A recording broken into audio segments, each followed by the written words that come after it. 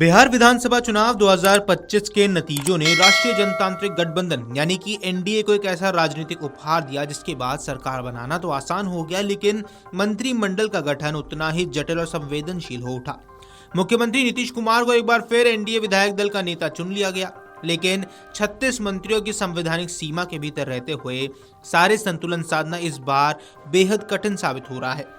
गृह मंत्री अमित शाह के पटना आने से पहले ही एनडीए विधायक दल की बैठक में नीतीश के नेता चुनने की औपचारिकता पूरी कर ली गई। इसके बाद भाजपा और जेडीयू के भीतर उस बंद कमरे की राजनीति शुरू हुई जिसमें मंत्रियों की सूची को अंतिम रूप दिया जा रहा था।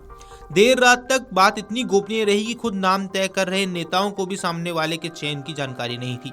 कोई भी अपना नाम खुलकर बताने के मूड में नहीं था। गुरुवार सुबह शपथ ग्रहण के लिए राजभवन पहुंचने वाली सूची के आने से पहले भाजपा और पूरे एनडीए के सामने जो मजबूरी और राजनीतिक गणित खड़ा है वो कई मायनों में असाधारण है।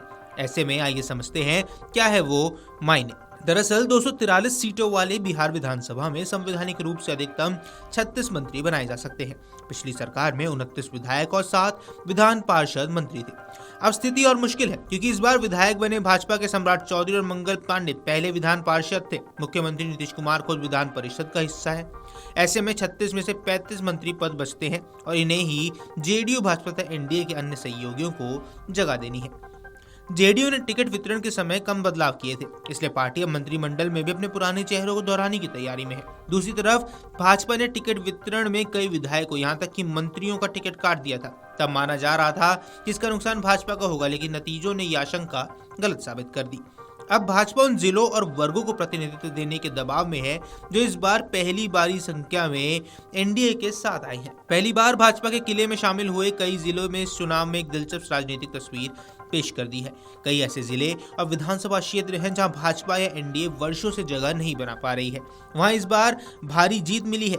इन जिलों की उम्मीदें अब कई अधिक बढ़ चुकी हैं और भाजपा ये समझ रही है कि मंत्रिमंडल में प्रतिनिधित्व देना उनके प्रति भरोसा बनाए रखने के लिए अनिवार्य है। उदाहरण के लिए सारण में 10 में से 7 सीटें एनडीए के खाते में आ गई, जो कि पिछली बार सिर्फ 3 थी। वहीं वैशाली में 8 में से 7 सीटें एनडीए को मिली है, जो कि मंत्री कोई नहीं था।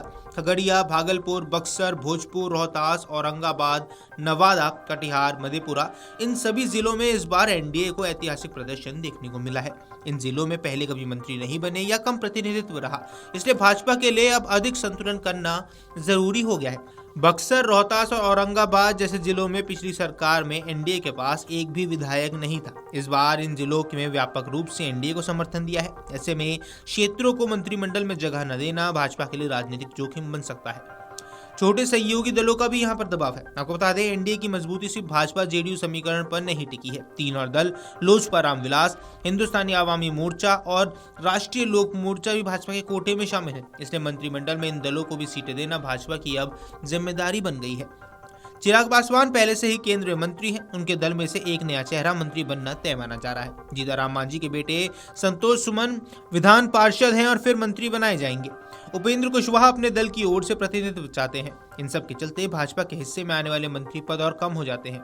कुछ ऐसे जिले भी हैं जहां मंत्री बनाना असंभव नहीं, लेकिन चौंकाने वाला कठिन जरूर है, जैसे कि शिवहर, किशनगंज, अरवल, जहानाबाद। यहाँ पिछले चुनाव में एनडीए का प्रतिनिधित्व नहीं था। इस बार जिले में एक सीट एनडीए को मिली है। इन जिलों से मंत्री बनाया जाना फिलहाल राजनीतिक सरप्राइज भी हो सकता है। इसके अलावा 3 जिलों मुंगेर, सिवान और शेखपुरा में प्रतिनिधित्व का सवाल उलझा हुआ है। मुंगेर से सम्राट चौधरी इस बार विधायक चुने गए हैं।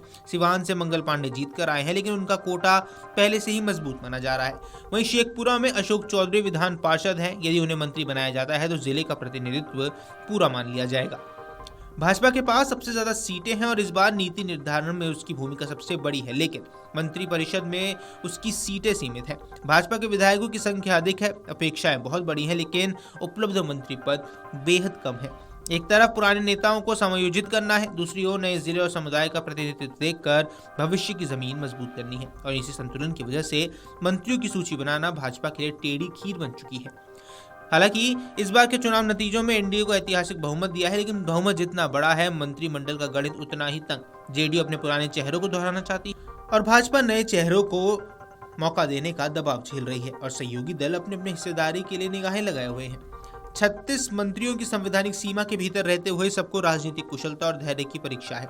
आज मंत्रिमंडल की सूची जब राजभवन में शपथ के लिए पहुंचेगी तो सिर्फ नामों की सूची नहीं होगी, ये बिहार के राजनीतिक भूगोल का नया संतुलन भी पेश करेगी, जिसके आधार पर आने वाले वर्षों की राजनीति तय होनी है। Video desk amarujala.com। अगर आप ये वीडियो YouTube पर देख रहे हैं तो हमारे चैनल को सब्सक्राइब कर बेल आइकन दबाएं और Facebook पर देख रहे हैं तो हमारे पेज को लाइक करें।